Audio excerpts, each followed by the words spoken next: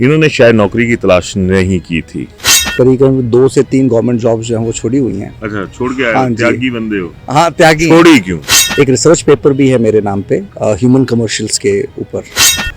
Pardon मैं चाहूँगा, human commercial की जो बात करी उसमें क्या है ऐसा जो हालात है उसके बीच में आप ई-विंग्स लेकर आए, तो ऐसा क्या लगा आपको? मार्केट तो आपने भी तलाशी होगी ना, ऐसा तो है नहीं कि बिना मार्केट, बेरोजगारी का बाजार है तो आपने भी अपनी दुकान सजा ली, पर उस दुकान की खासियत क्या है? तो यहाँ पे मैंने एक चीज पाई कि यहाँ पे नॉलेज डेफिसिट बहुत ज्यादा है। तो knowledge deficit in the sense कि मेरा जो प्राइमरी फोकस होता है वो करियर ड्रिवन रहता है। की तो कॉम्पिटेंसी किस सब्जेक्ट में आपको लगता है कि in the field of jobs?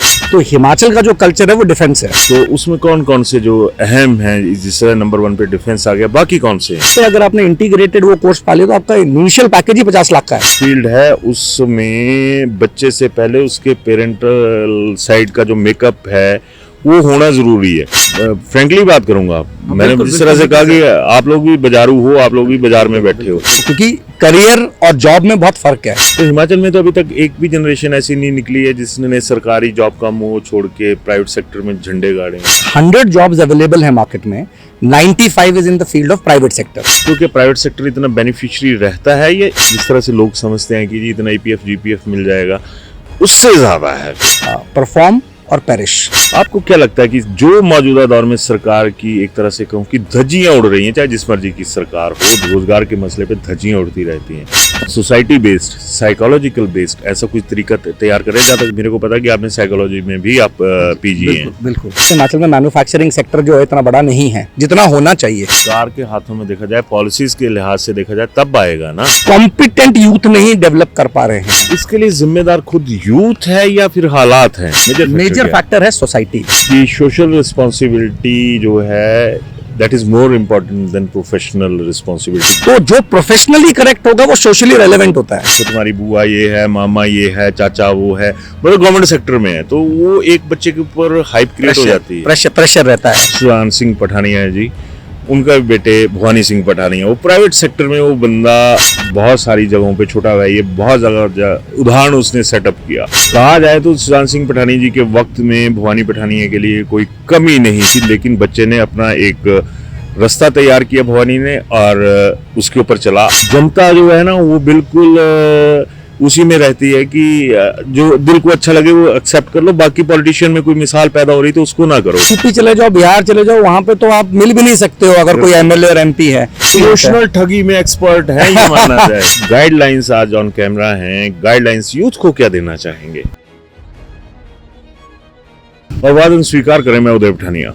आजकल एजुकेशन को लेकर एक बहुत बड़ा शोर है और शोर इतना कानफाड़ू हो चुका है कि बर्दाश्त करना मुश्किल जिसे कह सकते हैं वो हो चुका है। और इस मुद्दे के तहत हमने एक आगाज करने की कोशिश की है कि एक ट्रेडिशनल एजुकेशन और एक होती है प्रोफेशनल एजुकेशन। और जिस तरह का माहौल है, सरकार के हाथ खड़े हो रहे हैं या जो वित्तीय हालात हैं सरकार के या जो एडमिनिस्ट्रेटिव परिस्थितियां हैं, उनकी जो चक्की है उसमें आम युवा पिस रहा है। तो जिस तरह मैंने पहले कहा कि एक नया कॉन्सेप्ट यही है कि किस तरह से इस फ्रस्ट्रेशन से बचा जा सकता है। तो आज मेरे साथ हैं ई-विंग्स इंस्टीट्यूट है एक, यानी एजुकेशन विंग्स, और जो उड़ान है एजुकेशन की वो हिमाचल में तो फिलहाल जितना मर्जी पड़ जाओ उड़ान नहीं हो पा रही उसी तरह से। तो आज मेरे साथ हैं गुलशन गुरदास जो कि जो ई-विंग्स है उसके एमडी भी हैं और खुद यूथ हैं और एक बहुत बड़ा इनका जो इतिहास है वो रहा हुआ है। इन्होंने शायद नौकरी की तलाश नहीं की थी। नहीं सर, ऐसा नहीं है। मैंने भी अपने टाइम पे करीबन 2 से 3 गवर्नमेंट जॉब्स जो हैं वो छोड़ी हुई हैं। अच्छा, छोड़ के आए? हाँ, त्यागी बंदे हो? हाँ, त्यागी। छोड़ी क्यों? पहले अपनी एजुकेशन बताइए। देखिए, मैं I am MBA masters business administration किया हुआ, मैंने एमए साइकोलॉजी, बीएससी बीएड हूँ। एक रिसर्च पेपर भी है मेरे नाम पे ह्यूमन कमर्शियल्स के ऊपर। पार्डन मैं चाहूँगा, ह्यूमन कमर्शियल की जो बात करी उसमें क्या है ऐसा subject? Human commercials means the biggest ad in this world are humans. हाँ, वो तो ह्यूमन कमर्शियल जो है वो ये है कि भी आप किस तरीके से इंडिविजुअल्स को एडवर्टीजमेंट के फॉर्म में लेते हैं, कमर्शलाइज कर सकते हैं। दिखेंगे तभी बिकेंगे। बिल्कुल। तो वो बेसिक रिसर्च पेपर उसके ऊपर है। चलिए, जिस तरह से मैंने गुलशन इसका जिक्र किया, जो हालात हैं उसके बीच में आप ईविंग्स लेकर आए, जो कि एक प्रेस्टिजियस इंस्टीट्यूट है आज की डेट में, तो ऐसा क्या लगा आपको? मार्केट तो आपने भी तलाशी होगी ना, ऐसा तो है नहीं कि बिना मार्केट के आगे बाजार है, बेरोजगारी का बाजार है, तो आपने भी अपनी दुकान सजा ली, पर उस दुकान की खासियत क्या है? सर ऐसा है कि मैं I was working as a CEO। मैंने बड़े बड़े कॉर्पोरेट्स के साथ काम किया हुआ है, करीबन 300 बिलियन डॉलर्स ऑर्गेनाइजेशंस, इतनी बड़ी अच्छा। ऑर्गेनाइजेशंस के साथ काम करके आए, तो मेरे को थोड़े हेल्थ इश्यूज थे। So I came back to Himachal. Primarily मैं चामुंडा से हूँ, और फिर मैंने यहाँ पे देखा, जब लोगों को मुझे मेरे बारे में पता लगने लगा, तो then there were lot of people who came and met me, मेरे से मिलने आते थे। तो यहाँ पे मैंने एक चीज़ पाई कि यहाँ पे नॉलेज डेफिसिट बहुत ज़्यादा है। तो knowledge deficient in the sense? Knowledge deficit in the sense कि जो इन्फॉर्मेशन, जो नॉलेज कॉस्मोपॉलिटन सिटीज़ में आज से 10 साल पहले, 15 साल पहले हो चुकी है, अभी हम उस चीज़ को कर रहे हैं यहाँ पर हिमाचल में। तो मुझे ऐसा लगा कि यहाँ पे बहुत अच्छी अपॉर्चुनिटी है, और मेरा जो प्राइमरी फोकस होता है वो करियर ड्रिवन रहता है। ओके। कि भाई मेरे पास जो इंडिविजुअल आ रहा है उसको मैं उसकी कॉम्पिटेंसी के हिसाब से सही जगह पे पहुंचा सके। कॉम्पिटेंसी के लिहाज से आपने बात की, तो कॉम्पिटेंसी किस सब्जेक्ट में आपको लगता है कि in the field of jobs youth जो है वो किस तरफ तलाश रहा है? देखिए, आज की डेट में ऐसा है कि सब लोग सर्विस ड्रिवन हो गए हैं। तो अगर हम हिमाचल की बात करें या किसी भी इंडिया की स्टेट्स की बात करें, तो हर एक स्टेट का एक कल्चर होता है। तो हिमाचल का जो कल्चर है वो डिफेंस है, एडमिनिस्ट्रेशन है। और बॉम्बे जाएंगे तो बैंकिंग है, चार्टर्ड अकाउंटेंसी है। राजस्थान जाएंगे, दिल्ली साइड जाएंगे, तो वहाँ पे लोग जो वो मेडिसिन को बहुत देखते हैं।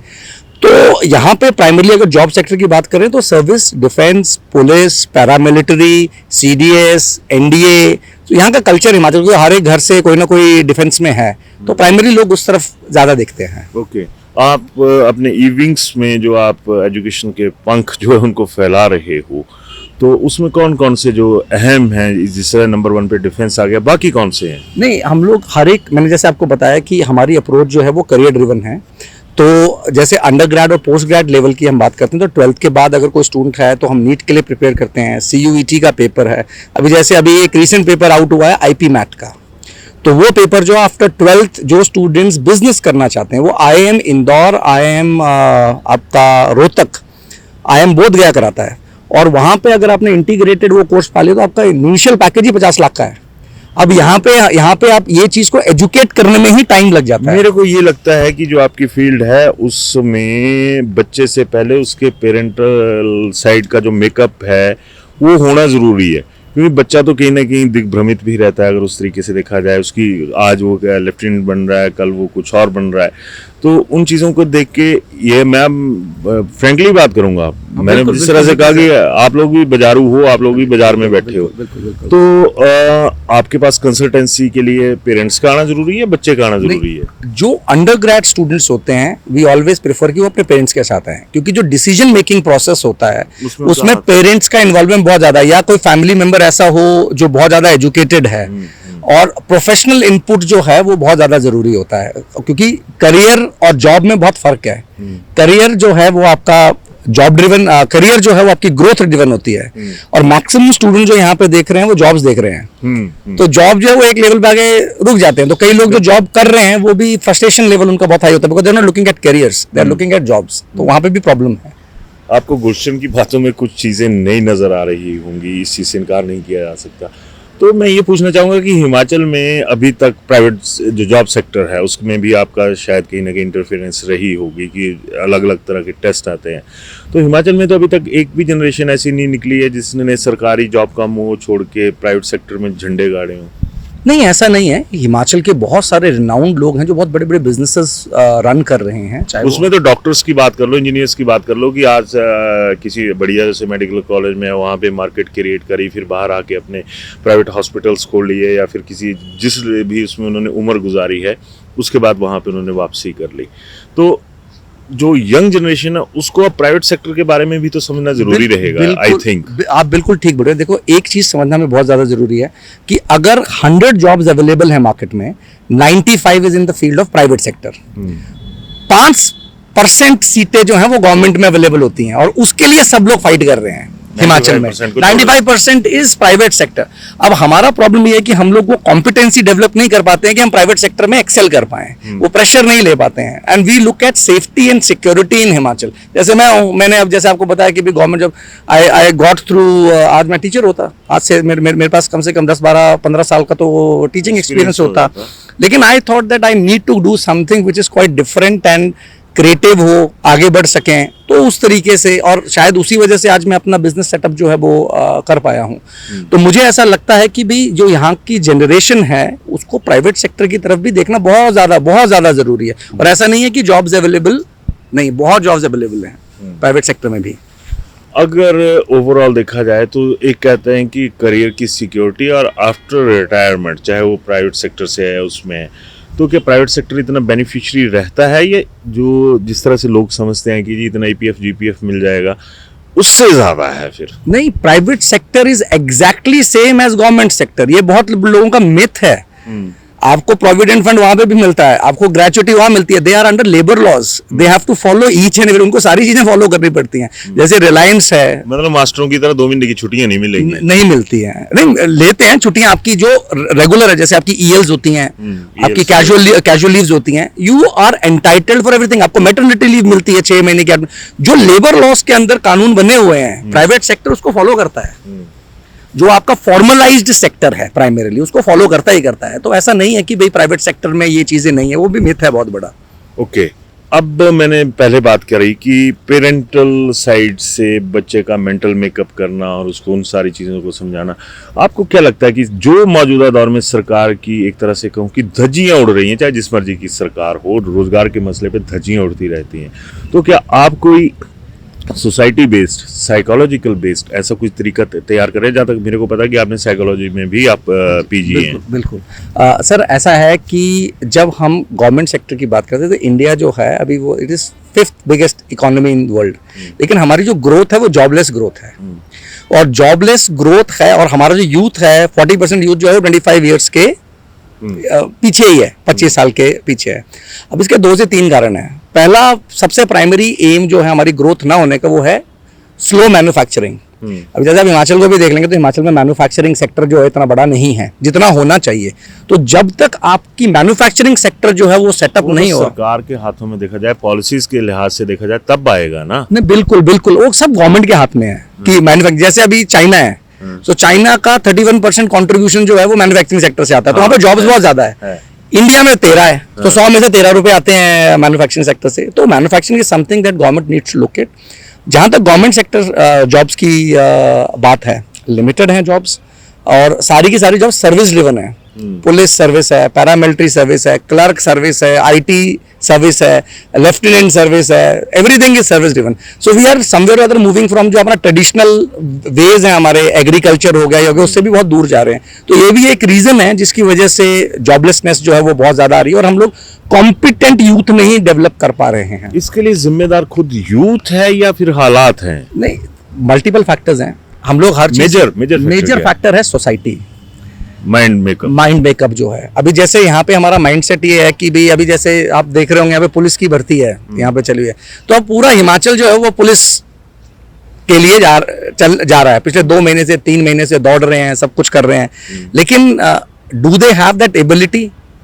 और वो 4 महीना 6 महीना 8 महीना उसमें इन्वेस्ट करते हैं, फिर वो थक जाते हैं कि यार हम तो अचीव ही नहीं कर पा रहे हैं, because maybe they are going in wrong path. तो इसीलिए ये बहुत ज्यादा जरूरी है कि आप जब 10th में होते हैं, और आज जैसे हमने साइकोलॉजी की बात की, तो एक टेस्ट होता है। मैंने बहुत कोशिश की, यहाँ पे मैं मिला भी, तो मेरे को लगता नहीं कि गवर्नमेंट ऑफ हिमाचल भी ये पेपर कराती है, आई डोंट थिंक सो। वो होता है साइकोमेट्रिक टेस्ट। तो साइकोमेट्रिक टेस्टिंग जो होती है वो ये मेंटल भी चेक करेगा, बिहेवियर भी चेक करेगा, और ये 8th 9th 10th क्लासेस से स्टार्ट हो जाता है। बिल्कुल। तो अगर वो जो टेस्ट हैं वो इंडिकेटर्स होते हैं कि आप कौन से फील्ड में जाना चाहिए। तो हमारे यहाँ पर कोई ऐसा सेटअप नहीं है, सेटअप नहीं है नॉट इवन जिससे- a single institution, not even a single instructor is there. हाँ नहीं है ऐसा। तो हम अपनी तरफ से आप हो? कोशिश, हाँ हम कर रहे हैं कोशिश। और मैंने एक दो बार क्योंकि ये टेस्ट जो होते हैं मतलब ऐसा है कि भाई it will cost around 500 to 1000 rupees, कुछ भी नहीं है। लेकिन आपको बहुत इंपॉर्टेंट है और पेरेंट्स जो हैं उनको बहुत इंडिकेशन पहला साइकेट्रिक जो चीजें हैं वो पेरेंटल की ज्यादा जरूरी है या बच्चे की? मेरे हिसाब से तो सबसे बड़ा चैलेंज आज की डेट में पेरेंटिंग है। बिल्कुल। पेरेंटिंग सबसे बड़ा चैलेंज है। रीजन इसका ये है कि भाई मदर फादर दोनों जो है वो वर्किंग है और बच्चे जो है उस तरीके से वो वैल्यू बेस्ड सिस्टम नहीं उठा पा रहे हैं। तो मेरे हिसाब से चैलेंजिंग पेरेंटिंग है। और जब भी आप बच्चे को पढ़ने के लिए भेज रहे हैं किसी भी इंस्टीट्यूशन में, स्कूल्स हो, कॉलेजेस हो, बाहर जा रहे हैं, it is important that parents को पता होना चाहिए उसके बारे में। आज के डेट में पेरेंट्स पैसे दे देते हैं और उसके बाद वो बोलते हैं कि भाई कर बिल्कुल लो। सही बात बोली, पैसे दे देते हैं। लेकिन गुलशन, मेरा ये भी सवाल रहेगा कि सोशल रिस्पॉन्सिबिलिटी जो है that is more important then professional responsibility, क्योंकि सोशल रिस्पॉन्सिबिलिटी चलेगी तो ही आगे प्रोफेशनल उस पे ग्राउंड पे जाके बंदा उसको हैंडल कर पाएगा ना। नहीं देखो, मेरा मानना यह है कि professionals are those people who don't want to do a thing but they are suppose to do it effectively and efficiently. तो जो प्रोफेशनली करेक्ट होगा वो सोशली रेलेवेंट होता है। हम लोग कई बार ऐसा होता है कि भी सोसाइटी करते हैं क्योंकि हमारे पास वो पर्टिकुलर प्रोफेशनल नहीं है एजुकेशन की फील्ड में पर से। मैं वही चीज बोल रहा हूँ कि जैसे उदाहरण देना हो तो अगर हम ही अपने परिवारों की बात करें कि देखो तुम्हारी बुआ ये है, मामा ये है, चाचा वो है, मतलब गवर्नमेंट सेक्टर में है, तो वो एक बच्चे के ऊपर हाइप क्रिएट हो जाती है। प्रेशर रहता है। एंड हम लोगों को हिमाचल में जो मेरी लर्निंग हुई है वो ये है कि भाई हिमाचल में जो हमारी पिछली जनरेशन है वो first generation earners and learners हैं। Very nice. उससे पहले जो थे वो देवर ओनली अर्नर्स। हाँ, ये भी वो मतलब 10वीं में होते थे, वो फौज में चले गए, तो उनको एजुकेशन बहुत इंपॉर्टेंट था। तो अगर आप देखोगे तो हिमाचल की लिटरेसी रेट बहुत ज्यादा है, मतलब सब पढ़े लिखे हैं। बिल्कुल। यहाँ पे मेरे को एक वाकया याद आ रहा है, सुजान सिंह पठानिया जी, उनका भी बेटे भवानी सिंह पठानिया, वो प्राइवेट सेक्टर में वो बंदा बहुत सारी जगहों पे छोटा हुआ है, ये बहुत जगह उदाहरण उसने सेटअप किया। और कहा जाए तो सुजान सिंह पठानिया जी के वक्त में भवानी पठानिया के लिए कोई कमी नहीं थी, लेकिन बच्चे ने अपना एक रास्ता तैयार किया भवानी ने और उसके ऊपर चला। अब पिताजी की विरासत भी भवानी जी ने संभाल ली है। तो मतलब ये माना जाए कि जनता जो है ना वो बिल्कुल उसी में रहती है कि जो दिल को अच्छा लगे वो एक्सेप्ट कर लो, बाकी पॉलिटिशियन में कोई मिसाल पैदा हो रही तो उसको ना करो फॉलो। नहीं, आज की डेट के अगर आप पॉलिटिशियंस देखेंगे तो एवरीवन इज सो एजुकेटेड। हम लोग वो तो हम बहुत मिथ है। मैं मानता हूँ वो मिथ है, पर सच्चाई ये है कि अगर मैक्सिमम उसमें देखा जाए, इनकी तादाद पॉलिटिशियंस की देखी जाए, तो वो सच में ट्रेडिशनल पॉलिटिशियन है ना। उनको कोई लोग पसंद करके राजी नहीं है, बट ये है कि भी बदल देने हैं, ये कर देना, वहां तक हम लोग खुश रहते हैं कि आज इसको वोट डाल दिए, कल उसको वोट डाल दिए। कभी अपने करियर के लिए वोट डालने की बात आए तो हम तय नहीं कर पाते हैं। बिल्कुल ठीक बोल रहे हैं आप, बिल्कुल ठीक बोल रहे हैं। लेकिन मेरा जो मैंने जितना भी यहाँ पे देखा है, मैं बाहर भी बहुत रहा हूँ, तो यहाँ के जो पॉलिटिशियंस जिनसे भी कभी इंटरेक्शन भी हुई है, तो educated, well behaved, well mannered और अप्रोचेबल हैं। अगर आप यूपी चले जाओ, बिहार चले जाओ, वहाँ पे तो आप मिल भी नहीं सकते हो अगर कोई एमएलए और एमपी है। सो यहाँ के तो मेरा जो एक्सपीरियंस है, इमोशनल ठगी में एक्सपर्ट है ये माना जाए। नहीं ऐसा नहीं है। और थोड़ा सा ज्यादा हो रहा है, मेरे लिए डिफिकल्ट होगा ये जवाब देना। लेकिन ये है कि भाई good, I will say that they are approachable and they are good. मतलब जितने भी मैं देखे हैं, it's quite easy to approach. आप यहाँ पे कमजोर पड़ गए। खैर anyhow, तो चलते चलते लास्ट में एक सवाल कि आप गाइडलाइंस आज ऑन कैमरा हैं, गाइडलाइंस यूथ को क्या देना चाहेंगे? देखिए, मेरी गाइडलाइन ये होगी कि आप अपने करियर के बारे में स्टार्टिंग से, जब when you are in class 7th 8th, तब से अपनी काउंसलिंग जो है वो स्टार्ट रखिए। पेरेंट्स को राय है, पेरेंट्स को भी और बच्चों को भी। दूसरी चीज ये है कि इनवेरिएबली यहाँ पे ये है कि भी 10th के बाद लोग ये सोचते हैं कि हमने साइंस पढ़नी है। हाँ, तो वो 90% वाला भी साइंस पढ़ रहा है, 60% वाला भी साइंस पढ़ रहा है।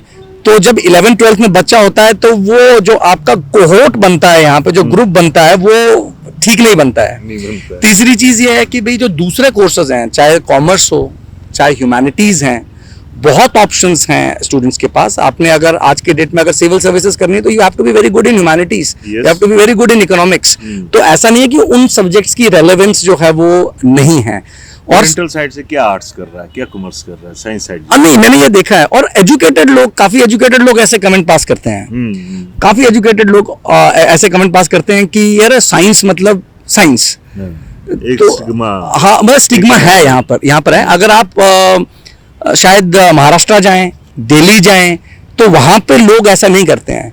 दे study science just because they want to have, उनको एक साइंटिफिक टेम्पर लेना होता है, और 12th के बाद अपनी स्ट्रीम चेंज करते हैं। अब दिल्ली अभी इस बार गवर्नमेंट ऑफ इंडिया ने भी ये इंट्रोड्यूस किया है, तो जो सबसे बड़ा पेपर होता है इंडिया में आफ्टर 12th वो है CUET, common university entrance test.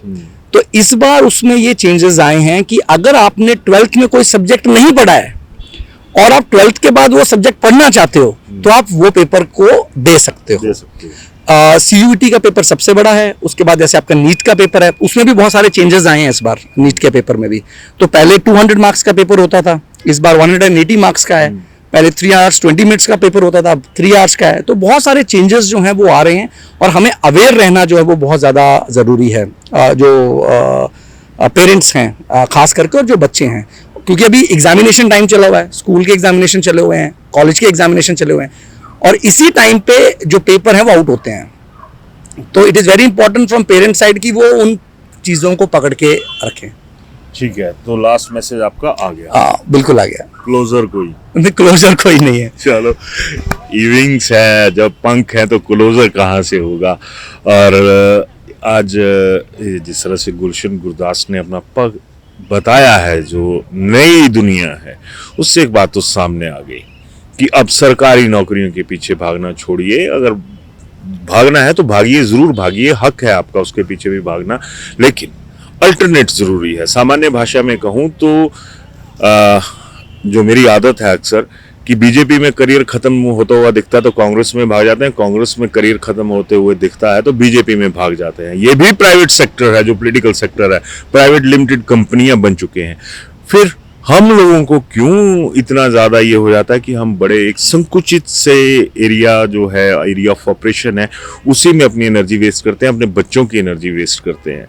बच्चों को भी पूछिए, बच्चों के साथ एक तरह से दोस्ताना व्यवहार रखेंगे पेरेंट्स, और इस तरह के, जिस तरह से IQ टेस्ट वाली बात की, साइकेट्री के आधार पे बच्चे को जज कर लेते हैं, तो छोटी छोटी सी चीज़ें हमें देखनी पड़ेंगी। लास्ट में आपका इविंग्स जो है उसके बारे में, ये सिचुएटेड शायद डीपू बाजार में, डीपू बाजार में है, एक चामुंडा में है, दो जगह पे।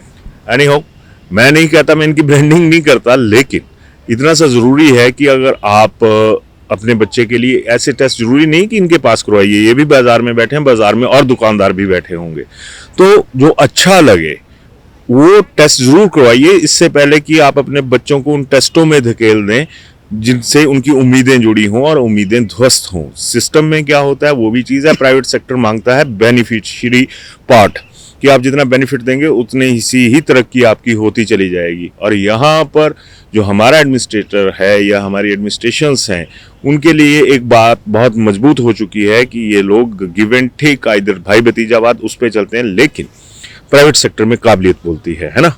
प्राइवेट सेक्टर 2 पीस पे चलता है, परफॉर्म और perish. If you will perform you will stay, you will grow. अगर आप परफॉर्म नहीं करते हो तो आप खत्म हो जाओगे, आप खत्म हो जाते हो। और इसमें आपकी ग्रोथ बहुत होती है, अनलिमिटेड ग्रोथ है आपकी। मैं ये नहीं बोलूँगा कि भाई गवर्नमेंट सेक्टर, मेरे तो काम है कि भाई स्टूडेंट्स जो हैं वो उस जगह पे जाएं, लेकिन ये एक तरीके की पब्लिक प्राइवेट पार्टनरशिप जो है, दैट इज़ वेरी इंपॉर्टेंट। और हमारे यहाँ के यूथ को प्राइवेट सेक्टर को देखना भी बहुत ज़्यादा ज़रूरी है। कई लोग जो है वो सारे जाने से, तो गवर्नमेंट सेक्टर में भी सर, और ऐसा नहीं है, जैसे आपने हिमाचल की बात की, हिमाचल में भी बहुत सारे एग्जाम्स जो हैं वो हुए हैं अभी लेटली, बहुत एग्जाम्स हुए हैं, ऐसा नहीं है कि नहीं हुए हैं। PGT के पेपर हुए हैं, उनकी ज्वाइनिंग हो गई है। अभी मेरा स्टूडेंट है, उसको असिस्टेंट माइनिंग इंस्पेक्टर का रिजल्ट आया, उसकी ज्वाइनिंग है, होगी 15 दिन पहले उनको ऑफर लेटर आ गया, ज्वाइनिंग लेटर आ गया। तो ऐसा नहीं है, government is doing what they can do. I won't say that कि भाई बहुत कुछ है, लेकिन जो कर सकते हैं, क्योंकि अब बेस ही बहुत ज़्यादा बड़ा है हमारे पास जो यूथ का, प्लस लेकिन जो सेंटर जॉब्स हैं, गवर्नमेंट की सेंट्रल जॉब Central jobs. वो बहुत ज़्यादा निकल रही हैं, और हिमाचल का स्टूडेंट ज़्यादा कीन नहीं है सेंटर की जॉब्स के लिए। ये भी एक चैलेंजिंग फैक्टर है। घर के दीवार के पीछे नौकरी हाँ करनी जी, है तो बिल्कुल, हिमाचली बिल्कुल, मिलेगा ना, फिर बिल्कुल। सेंट्रल गवर्नमेंट में तो इसका हिस्सेदारी नहीं बन पाएगी। खैर, गुलशन गुरदास जी के साथ बातचीत कैसी लगी ज़रूर बताइएगा, और ये एक ज़रिया भी है कि एक नए दरवाजे खुलें, क्योंकि बच्चों का हर दरवाजे पर दस्तक देने का हक है और दरवाज़ा दिखाना पेरेंट्स का हक है। ज़रूर बताइएगा बातचीत कैसी लगी। धन्यवाद। कॉस्ट से भी कम मेकिंग चार्जेस लेना ही सब कुछ नहीं होता। ज्वेलरी खरीदते समय ये भी जरूर ध्यान रखिए कि आप किससे खरीद रहे हैं, क्या वो ब्रांड ट्रस्टेड है और आपके पैसे की कदर करता है। जी हाँ, भूषण ज्वेलर्स है हजारों लोगों का विश्वास और मोस्ट ट्रस्टेड ज्वेलरी ब्रांड, जहां आपको मेकिंग चार्जेस पर छूट के साथ सोने की गुणवत्ता और उम्र भर का विश्वास भी मिलता है, क्योंकि भूषण ज्वेलर्स है ए बॉन्ड ऑफ ट्रस्ट।